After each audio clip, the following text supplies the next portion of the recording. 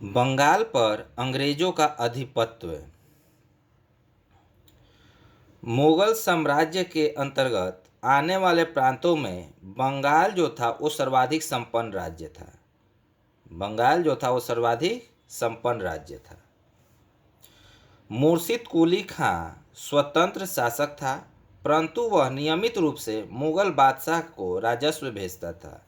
यह एक स्वतंत्र शासक था, परंतु नियमित रूप से जो राजस्व भेजता था वो किसको भेजता था? मुगल बादशाह को भेजता था। मुर्शिद कुली खां ने अपनी राजधानी ढाका से मुर्शिदाबाद स्थानांतरित की, जो भागीरथी तट पर अवस्थित है। इसने इजारेदारी प्रथा प्रारंभ तथा कृषकों को तकाबी ऋण प्रदान की। तकाबी ऋण क्या थी? खेती के लिए अग्रिम जो कर्ज दिया जाता था वो तकाबी ऋण कहलाती थी। इसका उत्तराधिकारी इसका दामाद सुजाउद्दीन हुआ।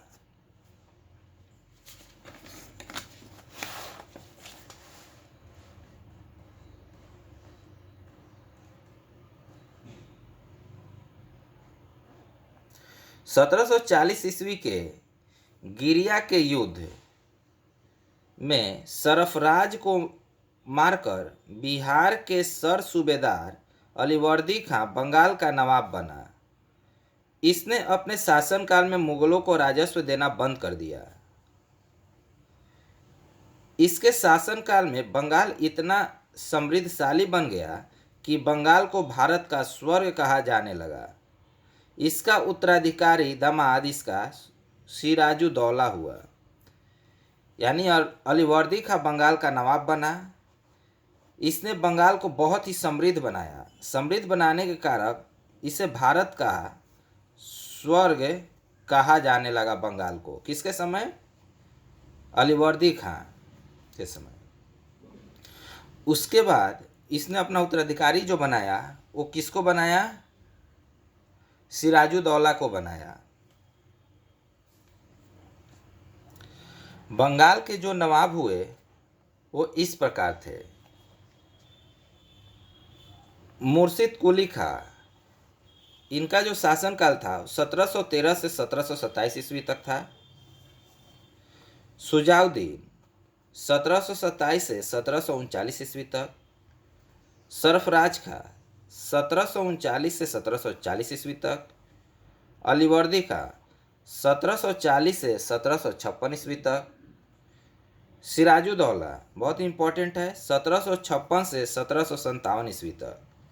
मीर जाफर 1757 से 1760 ईस्वी तक। मीर कासिम 1760 से 1763 ईस्वी तक। मीर जाफर 1763 से 1775 तक। निजामुद्दौला 1765 से 1766 तक। सैफुद्दौला 1766 से 1700 ईस्वी तक।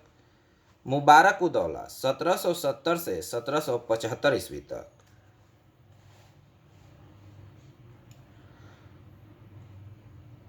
बीस जून 1756 ईस्वी को कालकोठरी की त्रासदी, जिसे ब्लैक होल या ब्लैक होल ट्रेजडी कहा जाता है, इस घटना के रचयिता जेड हॉलवेल के अनुसार नवाब सिराजुद्दौला ने 20 जून की रात में 146 अंग्रेज व्यक्तियों को एक छोटी सी कोठरी में बंद कर दिया और अगले दिन सुबह 146 में से केवल 23 व्यक्ति ही जिंदा बचे थे।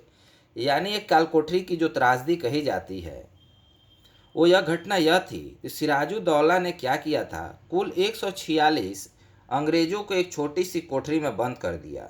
जब सुबह कोठरी खोली जाती है तो देखा जाता है मात्र 23 जो अंग्रेज थे वो जीवित थे। इस घटना को काल कोठरी की त्रासदी या ब्लैक होल ट्रेजडी के नाम से भी जाना जाता था, जो सिराजुद्दौला ने किया था।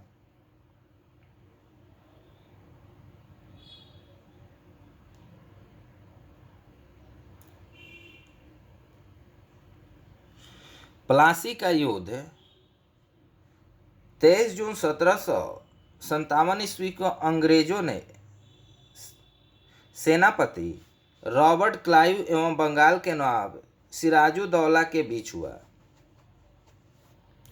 जिसमें नवाब अपने सेनापति मीर जाफर की धोखाधड़ी करने के कारणों पराजित हुआ। अंग्रेजों ने मीर जाफर को बंगाल का नवाब बनाया।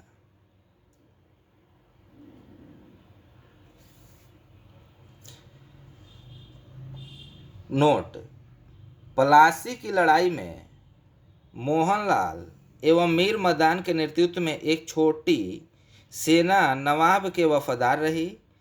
मीर मदान लड़ते हुए मारा गया और प्लासी भागीरथी नदी के किनारे, प्लासी जो कहाँ है, भागीरथी नदी के किनारे है। और प्लासी की जो लड़ाई हुई मोहनलाल एवं मीर मदान के बीच हुआ था।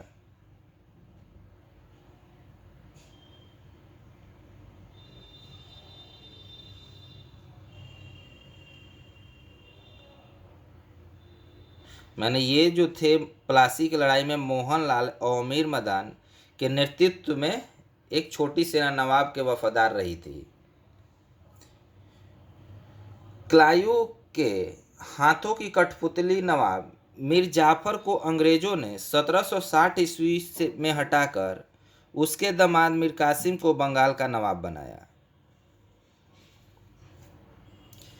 मीर कासिम ने अपनी राजधानी मुर्शिदाबाद से मुंगेर स्थानांतरित किया।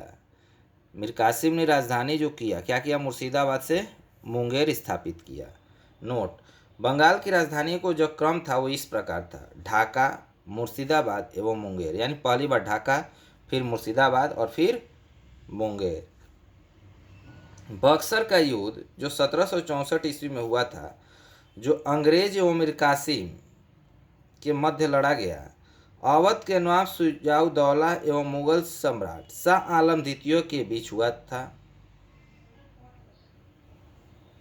इस युद्ध में भी अंग्रेज विजयी हुए। इस युद्ध में अंग्रेज सेनापति हेक्टर, यानी इस युद्ध के जो अंग्रेज सेनापति थे वो हेक्टर मुनरो था।